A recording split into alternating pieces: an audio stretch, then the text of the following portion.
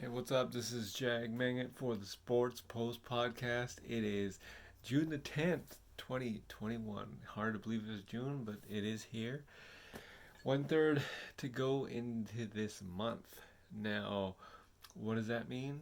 That means that NHL and NBA playoffs are in full effect. Last night, the NHL New York Islanders defeated the Boston Bruins 6-2 to take that series, so they won, and they will face the Tampa Bay Lightning in round three. That is the conference finals.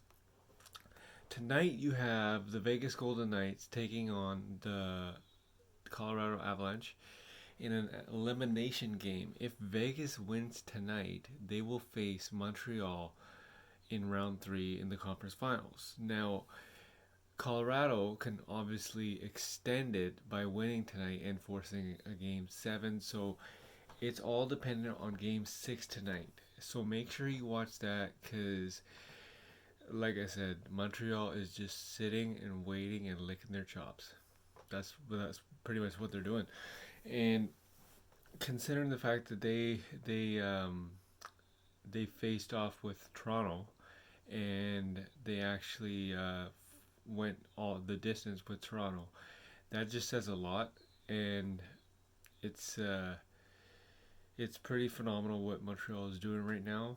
So hopefully figure out who they're gonna play with in round three, actually, in the conference finals. So hopefully we figure that out. In the NBA tonight, in NBA or last night, you had unbelievable. I I kind of told you guys that Phoenix Suns would kill the Denver Nuggets in five. It's not looking that way. It's looking like it's going to be a sweep. Phoenix Suns are just too damn good, and led by Chris Paul, Devin Booker, DeAndre Ayton, Mikal Bridges, Jay Crowder. These boys can get it done, and they got a bench. They got an excellent coach in Monty Williams, and I remember I turned on the game and it was like 78 to 58, an incredible um, blowout pretty much in Denver and or sorry in Phoenix, and Denver's coach Mike Malone actually called them out, saying that we got guys here that don't even want to play and no sense of urgency. Not in those words, but that's what pretty much what he said. And it's for your coach to say that and pretty much mean it, and you have to come out with an urgency in game three tomorrow. You have to.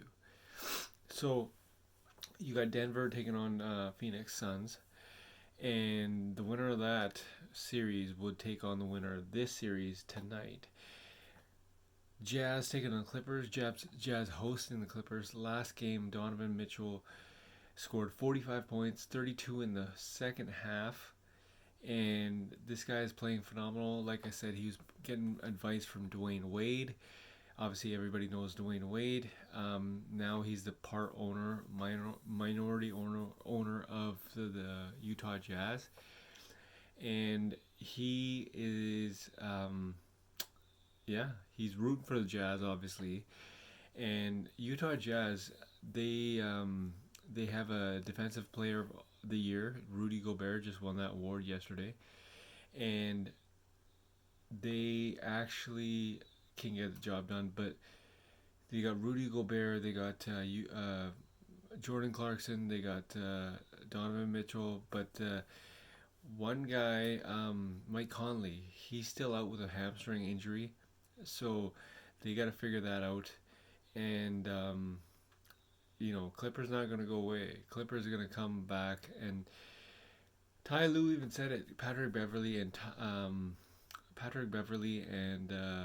Boogie Cousins will be playing more because they want some sort of toughness on Donovan Mitchell and Rudy Gobert, and that's what Boogie Cousins and Patrick Beverly bring. So they want to throw them off their game.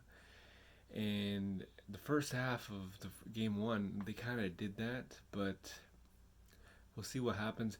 You got to think Quinn Snyder, the Utah Jazz coach, is one hell of a coach. So guaranteed he will make adjustments. And it's like Quinn Snyder is gonna outcoach Ty Lue any day of the season, any day of the year, and you know it's hard to predict what's gonna happen in Game 2, but if that Utah Jazz crowd is rocking like it was in Game 1, I really predict that Paul George will not produce any.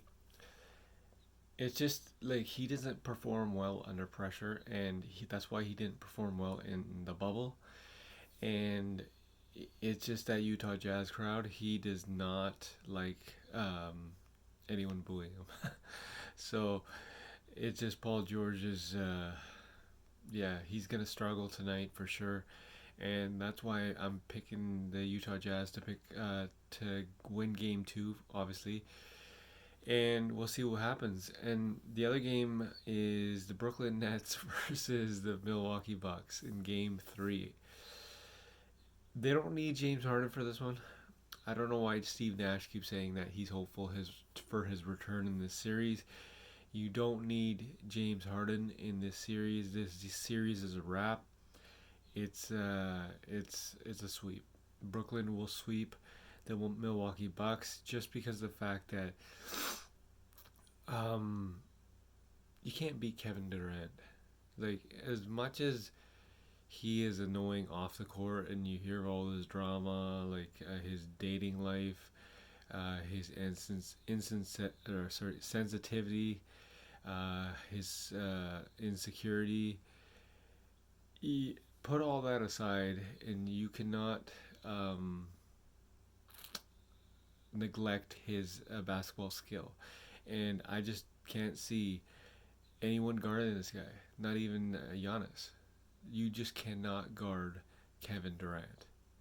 And that's just the bottom line. So basically, Nets have won the championship. They will sweep the Bucks, and there's nothing more to say about that. They will face the winner of the Atlanta Hawks and Philadelphia 76ers matchup. Well, speaking of Atlanta Hawks, DeAndre Hunter, he's out for the season because of the fact that he got injured and he cannot play. That is a big negative spot on Atlanta Hawks roster because he did bring a lot. And obviously Nate McMillan's going to have to make the adjustments. In Game 3, I think Atlanta will win, but I can't see them winning the series because they're going to need all the help they can get to beat the 76ers, and considering the fact that DeAndre Hunter is out, I can't see it. So I think Philly will win the series, and that's just about it. So NBA news, we have all these coaching changes, and it just got announced that Mike D'Antoni will be an actual, candidate for the Portland Trailblazers job, and he's good, but I think his time has passed. But it's just it doesn't matter what you do. I think Portland is finished because the fact that you're gonna need to trade Damian Lillard because he's gonna request a trade sooner or later. Because if you're thinking that you're bringing Mike D'Antoni or any other coach will satisfy the job and make Damian Lillard stay, you're dead wrong. Because the fact that he wanted Jason Kidd said no. Another candidate is Chauncey Billups. We don't know, but he's also on the radar for the Boston Celtics job. So we'll see what happens. Also to note, LeBron James changing his number from 23 to 6. because apparently he wore number 6 in Space Jam 2. Also, I think that he needs a change because LeBron James is kind of like that. He needs something to change it up, and he will change it to number 6. Anthony Davis will continue to wear number 3. And speaking of Anthony Davis, there are questions on his training routine because he was not in the best of shape. That's why he kept getting injured, and it kind of reminds me of New Orleans days.